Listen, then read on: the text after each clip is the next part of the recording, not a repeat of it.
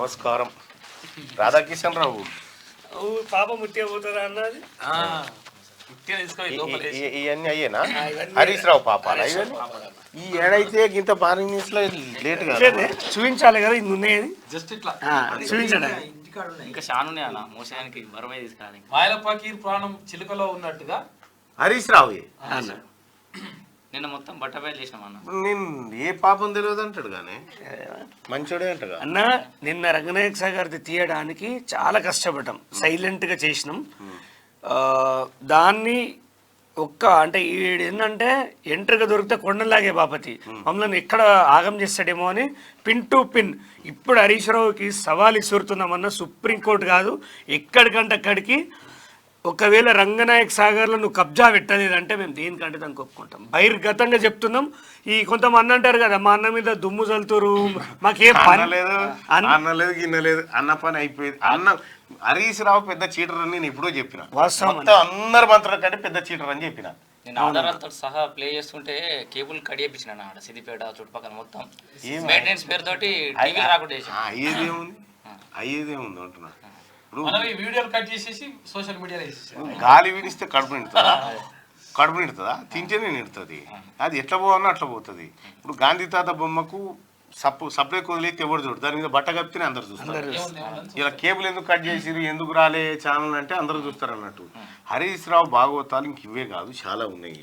నీకు తెలియదేమో చక్రి, నువ్వు ది మొత్తం ది అన్ని నిక్కాలు బయటికి అన్ని తీసేసి పురాణికలకే ఇవాళ మిమ్మల్ని ఇవ్వడు కొనే అనేటోడు లేడు, మిమ్మల్ని కోన్ హే అనేటోడు లేడు. అంటే బెదిరింపు కాల్స్ కూడా ఆయనకు వచ్చినాయన్న. ఆయన అడ్వకేట్ రవీందర్ ఎవరు బెదిరిస్తారు మహేసాబ్ నిన్ను? హరీష్ రావు మనుషులు అని చెప్పేసి ఫోన్ చేసి కొంతమంది అనౌన్స్ నంబర్లకి రమ్మను. మీ మనసులో అయితే ముంగటికి చెప్పిన అట్నే చెప్పిన, నేను భయపడలేదు. సరే ఏదున్నా నేను ఎడికి రమ్మంటే నేనే వస్తా, లేకపోతే మీరు రండి, నేనైతే ఇక్కడనే లోకల్నే ఉంటా, ఇబ్బంది ఏం లేదని చెప్పిన. లేదు మీరు దారిలో పోతుంటే జాగ్రత్త, లారీలు ఉంటాయి తోపన. మరి వాళ్ళు ఎట్లా పోతారట? లారీలు ఉంటాయి, వ్యాన్లు ఉంటాయి, డీసీఎంలు ఉంటాయి అని చెప్పేసి కొంచెం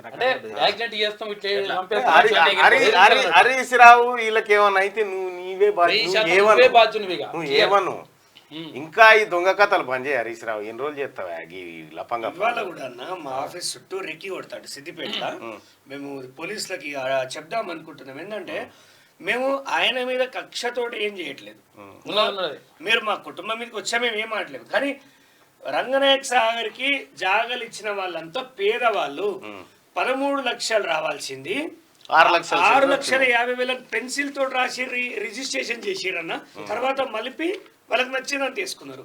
ఇంత దుర్మార్గం, రైతులు అరగోస పడుతురు అని 2 ఏళ్ల నుంచి మేము కొట్లాడుతుంటే జైల్లోకి పంపినా మేము పంపితే మీరు ఆగిరానా, మేము ఆగలేదు. కానీ ఇలా చంపుతామనే కాడికి వచ్చారు.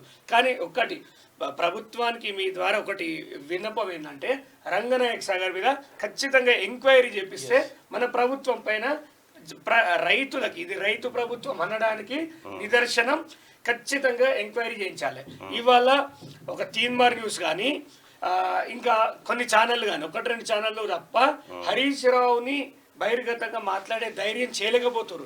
ఇలా సిద్దిపేటలో ఒక్క పేపర్ కూడా రాయలే అన్నంత పెద్ద రంగనాయక సాగర్ లో దాదాపు 3,000 కుటుంబాలు ఆగమైనాయి. 2,000-3,000 కుటుంబాలు ఆగమైతే పేరుతోటి భూమి తీసుకొని ఆయన రిజిస్టర్ చేసుకున్నారన్న. గుంటల కొద్ది భూమి ఆడకుంటా లేపేస్తాడు. ఒకే దగ్గర ఎకరాలు లేవాడితే తెలుస్తుందని చిన్నగా తీసి అన్ని ఒక దగ్గర వేస్తాడు, క్లబ్ చేస్తాడు. ఈ ఖచ్చితంగా రైతు ప్రభుత్వం అని తెలవాలంటే ఈ మాలాంటి కొట్లాడేటోళ్ళకి హరీష్ రావు గారు జర్ర ఎక్కువనే చేసిండ్లే. జర్రేంది మామూలు విపరీతమైన అరాచకం ఉండే. కానీ సిద్దిపేటలో కథం చేయరబ్బా, ఓడగొట్టరు. రాజకీయంగా సమాజ్ చేస్తే తప్ప. అంటే మొన్నటి ఎలక్షన్ లో కూడా మనం నిలబడితే అభ్యర్థిగా నేను నిలబడ్డాను. నాకు 17,000 ఓట్లు చూపించారు. కానీ పోలైన ఓట్లు వేరే. ఎలక్షన్ పిటిషన్ వేసిన మొన్న 28 తారీఖు నోటీసులు సర్వ్ అయినాయి. ఎలక్షన్ అంటే కోర్టు స్వీకరించింది, ఈయన పెట్టిన కేసు ఓకే తీసుకుంటున్నామని. ఇప్పుడు ఎలక్షన్ పిటిషన్ పోతున్నా కదా, అట్లా కూడా వాళ్ళు ఎండిపోతున్నాయని చెప్పేసి నీళ్లు వదలని చెప్పేసి రైతులందరూ పోయి అడిగితే 16 మంది మీద కేసులు చేపించిండు. వాటర్ ఇవని అడిగితే మీరేం చెప్తారా మీరు పెట్టరా కేసులు హరీష్ రావు మీద అప్పుడు పోలీస్ వ్యవస్థ ఇప్పుడు ఎవరు తీసుకోడు ఇప్పుడు కాబట్టి నడుస్తుంది ఇది చాలా మంది కూడా వాళ్ళ ప్రభుత్వం ఉన్నప్పుడు నడిచిందన్న. అడ్వకేట్ అశోక్ అని ఉంటాడు, నీళ్ళ గురించి అడుగుతున్నాయి నీళ్ళ గురించి అడుగుతున్నాయి రైతులు నీళ్ళ గురించి అడిగితే వాళ్ళందరి మీద అలా నేను ఏటు ఉన్నా ఇలా మేము ముగ్గురం ఏదో ఇక ఇప్పుడు ప్రభుత్వం మారింది కాబట్టి మేము బయటకు రాగలుగుతున్నాం, కానీ అప్పటి నుంచి కొట్లాడుతున్నా కూడా బయటకు రాలి మా వాయిస్. అన్న మల్లన్న సాగర్ పక్కకి జాగలు ఇచ్చిన వాళ్ళకి నీళ్ళు వస్తలు, జాగలు ఇచ్చిన వాళ్ళకి నీళ్ళు వస్తలు. అది నీళ్ళ కథ కాదు. కాదు. పొలాలకు నీళ్ళు అడిగితే కేసు పెట్టినాడు, ఇప్పుడు పొలాలకు నీళ్ళు ఎట్లా అడుగుతావు, నువ్వు ఎట్లా అడుగుతున్నావు? 100 ఎకరాలు అంటలేము ఇప్పుడు, కానీ నువ్వు ఎట్లా అడిగారు అని ఒక విషయం చెప్తా. 1000 ఎకరాలు అక్వేషన్ చేశారు కదా, ఒక 400 మీటర్ల లైన్ తీయాలి హరీష్ రావు. అది తీయకపోవడం వల్ల రైతులకు నీళ్ళు వస్తలేవు. ఇలా పోయి అడిగితే ఏమంటున్నాడు నాన్న, మీరు కూడా రారు డేట్ చెప్పి ధర్నా చేద్దాం మీరు నేను కలిసి అంటే సర్కాస్టిక్ గా మాట్లాడుతున్నారు. 4-5 ఏళ్ళకు ఆయనకు శాత కాలే, కానీ ఇప్పుడు ధర్నా చేద్దాం రారంటున్నారు. చూడిగా ఫస్ట్ ఆయన ఇంట్లోకి గుంజుకొచ్చి ఆ రంగనాయక్ సార్ కట్ట మీద కూర్చుండబెట్టి అప్పుడు అడుగులే సిద్దిపేట జనం అంతా. మా పిల్లలు ఏడ చదువుతారు స్కూల్ అని ఎంక్వైరీ చేపిస్తాను. నా పిల్లలు పిల్లలు ఎక్కడ ఎంపీ తోటి ఫోన్ చేసి అంటే ఇండైరెక్ట్ వేరిస్తుండు. ఎవరు ఆయన ఎంపీపీ అంటే మా చుట్టపైనే ఫోన్ చేసి ఎడదవుతున్న బిడ్డ ఇన్నట్లేంది నీ కొడుకు ఎడదవుతున్న బిడ్డ అందరు మంచి కూడా అని ఎంక్వైరీ చేస్తుండు. ఎందుకే పాప అందరు గిట్లా ఇదే ఈ అల్పేం బంద్ చేసుకో హరీష్ రావు, ఈ అల్పేం బంద్ చేసుకో. ఇవాళ పేపర్ నువ్వు ఏమనుకుంటున్నావు అంటే నా చుట్టూ వ్యవస్థ తొక్కి పండబెట్టి పేగులు తీస్తారు జనం. ఇప్పుడు అర్థమైందా? ఓర్చుకునే కాడి కోరుచుకున్నారు. ఇలా పిల్లలు ఏడ చదివితే నీకెందుక? నీ పిల్లగాలు ఏడ చదువుతురా? ఉండదా నీకుండదా? నీకుండదా? అధికారం ఉందని విర్రవీగినావు కదా, ఇంతమందిని తొక్కినావు కదా, ఇంత పోలీసు వాళ్ళని పెట్టి అక్రమ కేసులు పెట్టించి లోపటేసినావు కదా. హరీష్ రావు గుర్తుపెట్టుకో, సిద్దిపేటలో నీ మామ సామ్రాజ్యమే కుప్పగూలింది. సిద్దిపేటలో నువ్వు లెక్క కాదు. నువ్వు అనుకుంటున్నావు నేను ఇది చేస్తా అది చేస్తా అని అనుకుంటున్నావు. నాకు తెలియదా నా చుట్టూ ఏమనేవన్నీ పెట్టేదో, నువ్వు ఎట్లా ఎంక్వైరీ చేసేదో. నేను పిచ్చోని అనుకున్నావు, నేను నీ పనిలో ఉండేది. వాళ్ళ ప్రభుత్వంలోన మా విలేజ్లోనే అతను వాళ్ళు ఇది ఆంధ్ర అతను వాళ్ళ పనిచేస్తున్న గోదాంలలో ఒకే శివానికి 3 రకాలుగా పంచనామాలు చేసి అటెస్టెడ్ చేసి ఇచ్చిండు అప్పుడు ఎస్ఐ. ఇంకా ఓకే 3 రకాల పంచనామాలు చేసిండు. మళ్ళీ ఇలా ఎఫ్ఐఆర్లో చేంజ్ ఉంటుంది. ఎఫ్ఐఆర్ ఒకటవుతుంది, పంచనామాలు ఏమో క్రైమ్ నెంబర్ వేరే వేస్తారు, పోస్ట్ మార్టం రిపోర్ట్లో క్రైమ్ నెంబర్ వేరే ఉంటుంది. అసలు సంబంధం ఉండదు.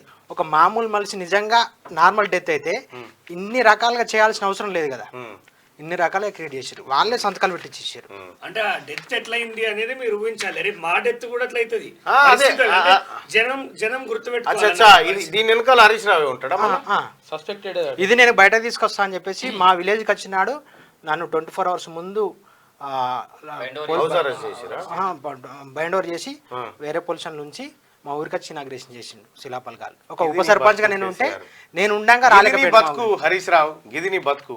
ఇక్కడ ఒకరిని మర్డర్ చేయించినట్టు హరీష్ రావు. దీని మీద ఎంక్వైరీ జరగాలని పిటిషన్ అయ్యేది. వాళ్ళ బాధితులను తీసుకుపోయి దీని మీద ఎంక్వైరీ జరగాలని పిటిషన్ అయ్యేది.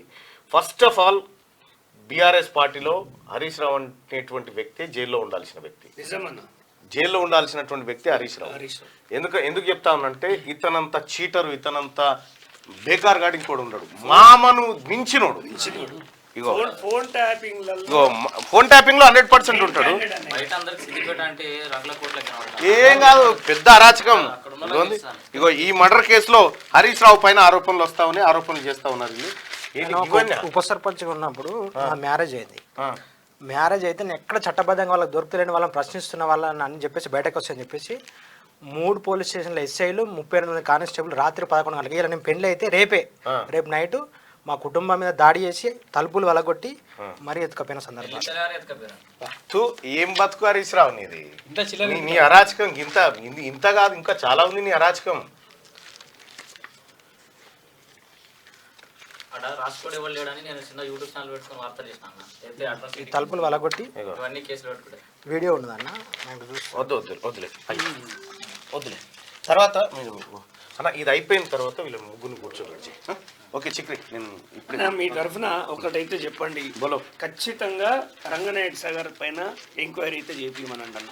చేపిస్తే అక్కడ రైతులకి నువ్వు గవర్నమెంట్ లో ఉన్నావు కదా అన్న, మీ వాయిస్ గట్టి అవుతుంది. ఎవరిని వదిలిపెట్టేది లేదు చక్రి, గుర్తుపెట్టుకో. జైల్లో డిటెన్షన్ జైల్లో కూర్చొని జైలు కూడు తినొచ్చి వచ్చిన వాళ్ళం. అర్థమైందా?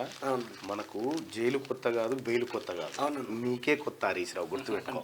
ఓకే, జైల్లో జైల్లో ఉండే కొంతమంది పోలీసులు కూడా ఇప్పుడు పోయిన వాళ్ళకి అంటే రాచమర్యాదలు చేసే పరిస్థితి, రాచమర్యాదలు బంద్ చేయి. ఇప్పుడున్న మర్యాదలు లేవు, గిర్యాదలు లేవు. ఇప్పుడున్న పాత గతంలో సూపరింటెండెంట్లను చూసిన పేర్లు చెప్ప ఎందుకు గానీ నాకు డైరెక్ట్ చెప్పిండు, నిన్ను హరీష్ రావు టార్చర్ పెట్టమన్నాడు కానీ నాకు నిన్ను చూస్తే పెట్టబుద్దయట్లేదు అని ఒక వ్యక్తి చెప్పిండు. అంటే మేము హరీష్ రావు మనుషులమని ఇండైరెక్ట్ గా వాళ్ళు క్లెయిమ్ చేసుకున్నారు. సో ఇప్పుడు వెళ్ళే హరీష్ రావు అనేటువంటి దొంగ పక్కా అరెస్ట్ కావాల్సిందే. నేను దయచేసి మీకు రిక్వెస్ట్ చేస్తున్నా, మిమ్మల్ని ఇంటికి కూడా బీకలేడేవాడు. ఈ రాష్ట్రము, ఈ ప్రభుత్వం మీకు అండగా నిలబడుతుంది, ప్రజల తరఫున నిలబడే వాళ్ళకి అండగా నిలబడుతుంది. ఎక్కడెక్కడ ఏం అరాచకాలు చేసినో Harish Rao Q news welcome చేస్తూ ఉంది. రండి హరీష్ రావు బాధితులారా, ఎవరెవరు ఉన్నారో రండి, ఈ లెక్క తేల్చండి. ఈ ఈ ఈ ఈ రాబోతున్నటువంటి ఎంపీ ఎన్నికల్లో సిద్దిపేటలో హరీష్ రావును రాజకీయంగా ఖతం చేసే బాధ్యత నీదే. అక్కడ ఉన్నటువంటి అన్న స్థానిక సమస్యలన్నిటి మీద అయితే పేపర్ లెవెల్ రాష్ట్రాన్ని నేను యుధిష్ఠిర వార్త అని మన యూట్యూబ్ ఛానల్, అక్కడ లోకల్ వార్తలన్నీ తీసుకు సేకరిస్తే ఈయన మీద 4 కేసులు చెప్పించిండు. ఎస్సీ అట్రాసిటీ చేసి అండర్ గ్రౌండ్కి వెళ్ళిపోయాడు. అంటే ఫస్ట్ ఆయన ఏం చేస్తాడంటే కుటుంబంలో ఫస్ట్ మహిళలతోటి ఇబ్బంది పెడతాడు, మహిళలతోటి మానసికంగా గురి చేస్తాడు కుటుంబాన్ని, తర్వాత ఆర్థికంగా దొక్కేస్తాడు, ఆర్థికంగా దొక్కేసినాక ఇక అతను బజార్ని వేసేస్తాడు. ఇక వాడికి ఎదగదు, రాజకీయంగా లీడర్ కాదు, ఇక నువ్వు వాడికి మొత్తం రోడ్డు మీద పిచ్చోడు ఆ రకంగా చేస్తాడు. ఎగ్జాంపుల్ నేనే, మీరు చూసిర్రు, మీరు ఎప్పుడే చెప్పారు ఆడితో పెట్టుకోవద్దు, ఎంత నక్కజిత్తులో మీరు చెప్పారు నాకు 1 year బ్యాక్. నేను ఎప్పుడో చెప్పిన. అయితే ఏం చేస్తాడంటే నేను మార్నింగ్ న్యూస్లో లేననుకో, ఎక్కడున్నో కనుక్కుంటాను, ఫోన్ చేయిస్తాడు అన్నట్టు. అవతలోడు రికార్డ్ చేస్తుంటాడు, అది నాకు తెలుసు. నేనేం చేస్తా అంటే నేను అది చెప్పకుండా అవతలోడు ఏడున్నాడు ఏం చేస్తుండో కనుక్కొని నేను రాంగ్ చెప్తుంటే వానికి ఎప్పుడు అవతలోనికి ఎప్పుడు కూడా నేను, ఎందుకంటే ఆ ఫోను హరీష్ రావు ఫోనే అది, అంటే ఆయన తరఫున వచ్చినటువంటి ఫోన్ అనేది నాకు ఎరక, అది నాకు అర్థమైతేనే ఉంటుంది. నేను ఎప్పటికప్పుడు వాళ్ళని అబ్జర్వ్ చేసి వాళ్ళు ఏం చేస్తున్నారు అనేది పసిగడతా అన్నట్టు. మీకు లేట్ అయింది, నేనేం ముందుగా పసిగట్టిన. పోయిన 4-5 ఏళ్ళ నుంచి ఫోన్ మాట్లాడడానికి భయమేనా? వాట్సాప్ కాల్ లేకపోతే డైరెక్ట్ కాల్స్ తప్పితే డైరెక్ట్ ఫోన్ మాట్లాడుకునే స్టేషన్ లేకుండే. సిద్దిపేట కొంత ఊపిరి పీల్చుకోవాలి. ఇప్పుడు ఓకే ఉందన్న, కొంత ఆయన కాలంలో కొంతమంది కృతజ్ఞతలు, అంటే దొంగకు కూడా కృతజ్ఞత చూపించే బ్యాచ్ అవుట్ ఉంటుంది.